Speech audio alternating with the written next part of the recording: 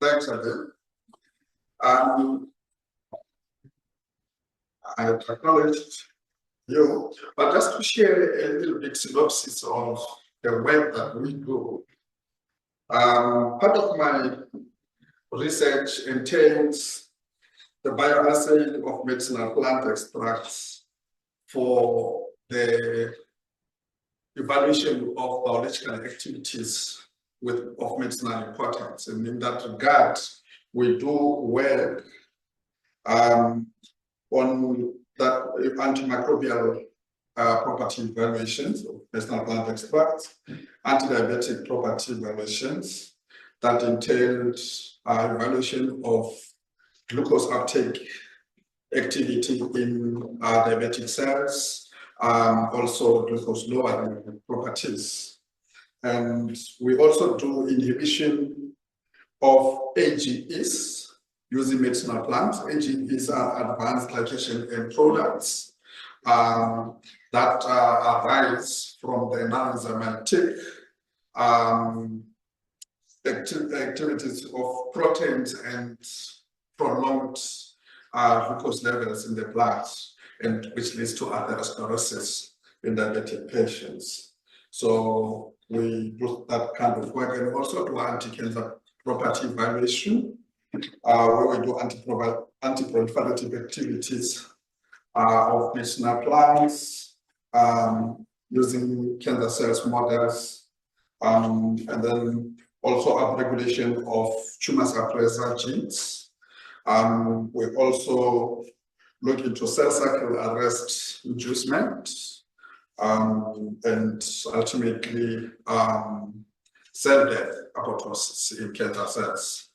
We're also looking at the genetic alterations in cancer cells using medicinal plant extracts. Also, part of my study of my research work entails phytochemical composition characterization of medicinal plants, which brings us home to my talk today. In this work, we do metabolomic profiling of plant tissue extracts, and then after we do in silico molecular docking against biomarker targets. And arising from that work, we've managed to file a patent on a compound that has potential anti-SARS-CoV-2 activity. Now, on today's presentation, mainly it's about the medicinal plants usage, and I was attracted to this conference by the inclusion in the theme of the word sustainable use of medicinal plants. In this regard, I'm presenting on a case study of the qualitative phytochemical analysis of the different tissues or plant parts of Barleria dinteri for possible underground part substitution with aerial parts towards sustainable medicinal plants. And these are my credentials. I'm a PhD holder in biochemistry, working specializing in phytomedicine. And I'm currently the associate professor at the Department of Biochemistry and Biotechnology.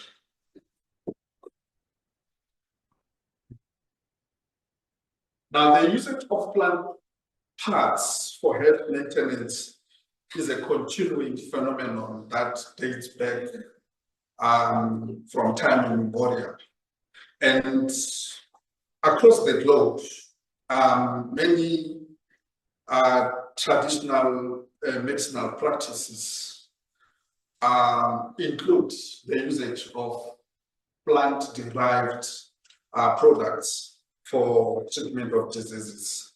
And this is influenced by many reasons, including numerous side effects from conventional drugs, cost effectiveness of the usage of medicinal plants, and also both proven and approved efficacy. That is very important, the last point, the proven or the claimed efficacy, in the sense that many plants are used in traditional medicinal practices of the world without being authenticated scientifically to possess such particular health benefits. Now, worldwide, the roots are the third most used plant tissue for medicinal purposes after the leaves and the stem bark. Our observation is that most herbal preparations in Southern Africa are mainly based on roots, either in combination with other plant parts or solely based on roots. And this type of usage of medicinal plants includes the uprooting during collection of these medicinal plants from their natural habitats. And by so doing, this leads to non-sustainable usage of these medicinal plants because some medicinal plants are sensitive to uprooting, and with the current climate change that is globally experienced, we tend to see the distinct pattern in many plants that were there around us as we were growing up as young boys. Currently, we don't see those plants anymore. And part of the contribution is that the uncontrolled collection for medicinal purposes that included uprooting, because mainly the plant part of the plant tissue that is used is the underground part, which is the roots, has contributed to that non-sustainable plant usage. Now, we believe, or we hypothesize, that the plant part substitution may be one of the curative or mitigation approach on these practices of uprooting medicinal plants. But however, plant part substitution may only be pursued or encouraged or advocated for, provided the substituting parts possess similar or more beneficial properties. Otherwise, there's no use in advocating for that if the main users are not benefiting from that. So the slides is not 100% visible, but the first point is making there is that medicinal plants are defined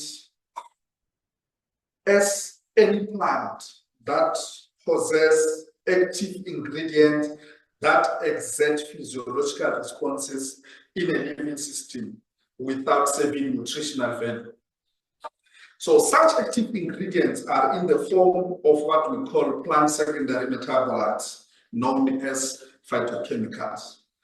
Plants, unlike us of the animal kingdom, possess what we call the shikimate pathway that enables them to take from the metabolism of primary metabolites to produce what is known as secondary metabolites. These are plant phytoconstituents that are for the survival of the plant. They don't take part in the growth of the plant. In other words, they are not used for energy production, but for the survival. But unlike us, the plants can't hibernate when weathers change, when seasons change, when climate changes, and so on.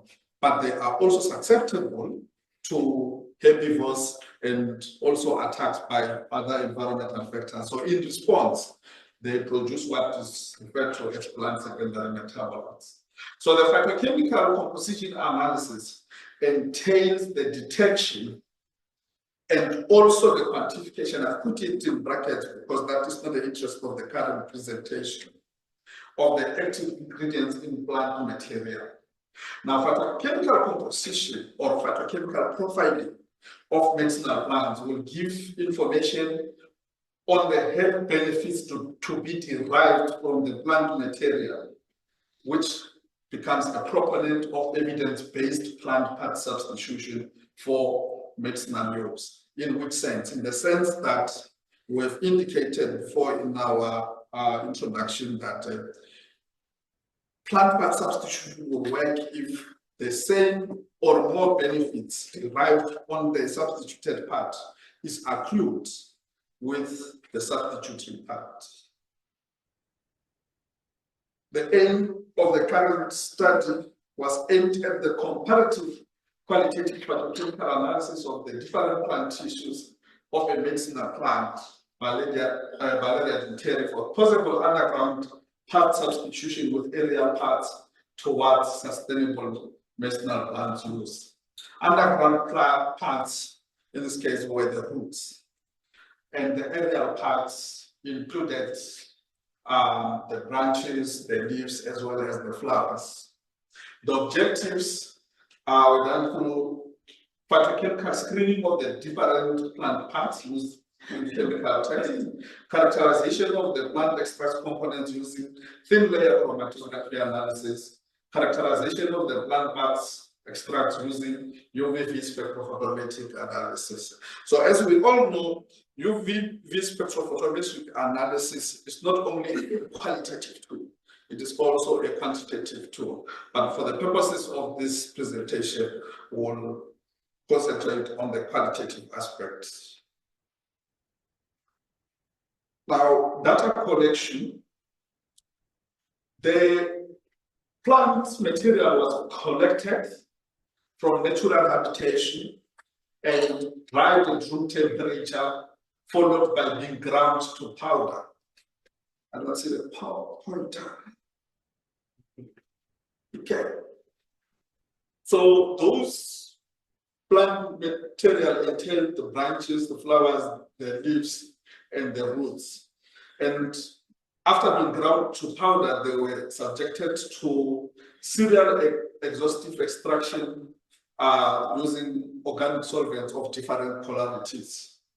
And those gave rise to the NXA fraction, the DCM fraction, the acetone fraction, and the methanol fraction for each plant part or plant tissue. Then comparative qualitative phytochemical analysis was pursued.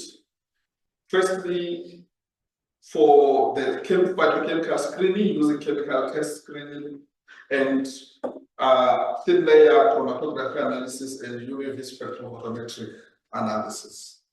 Now the results and discussion. The results of the chemical screening, phytochemical screening, was presented in the form of either present, absent, or present in moderate form, or present in abundant. So different phytochemical classes were screened for their presence. If one can look, if the pointer was here, I could demonstrate to you that when you look at alkaloids, even if it could be not detected in the same solvent extract, it was present in all different tissues of the same plant species. And so was coumarins, flavonoids, etc. However, anthraquinones could not be detected in any of the plant tissue. So what does that show? That shows that the phytochemical composition of the different plant parts is mainly similar. In other words, the biosynthesis pathways that produces the different classes of phytochemicals is taking place in all the different tissues of that particular plant species. Thin layer chromatography analysis, the results are represented in terms of the retention factors of compound bands. The retention factors of compound bands are indicative of the polarity of the compounds, which derive from the chemical structures of those particular compounds. Lower RF values shows more polar, and higher RF values shows less polar. But the same observation could be made here with the thin layer chromatography, except for two compound bands of at 0.51 and 0.61, which were only present in the roots and not present in the other plant tissues. However, other plant tissues also had some compound bands at other values which were not present in the root.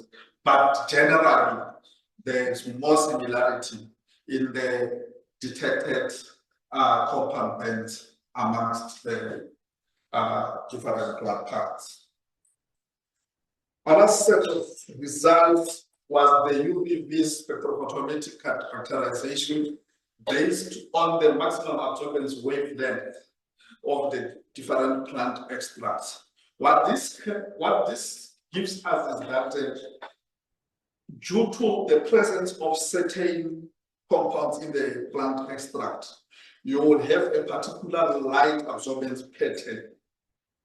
And that particular light absorbance pattern, it derives from the general principle of spectrophotometry that each compound absorbs or emits light at a particular wavelength. So as you can see, the maximum absorbance wavelengths, those are the peaks that gives maximum absorbance of that were detected for the roots, are also detected for the other plant parts. And in addition, other plant parts, extracts such as the xane extracts and the glycol extracts had other maximum absorbance wavelengths. So what does that tell us? That tells us that the phytoconstituents, the nature of compounds present in the roots, is similar or could also be detected in the other plant parts that are areally found. Now, in conclusion, qualitative phytochemical analysis of plant parts extracts is important as it indicates the nature of phytochemicals that are possessed by such plant parts. The results of the current study suggest more similarities in the phytochemical compositions of the different parts of Barleria dinteri, which is likely to contribute to some similarities in their biological activities and hence health benefits derived from them. Thus, substitution of the roots of B. dinteri with the aerial parts for medicinal purposes could be encouraged as contribution to the sustainable usage of the plant species. And this is a continuing project where we are looking also with other medicinal plants. This was just a case study of this particular plant species. I thank you.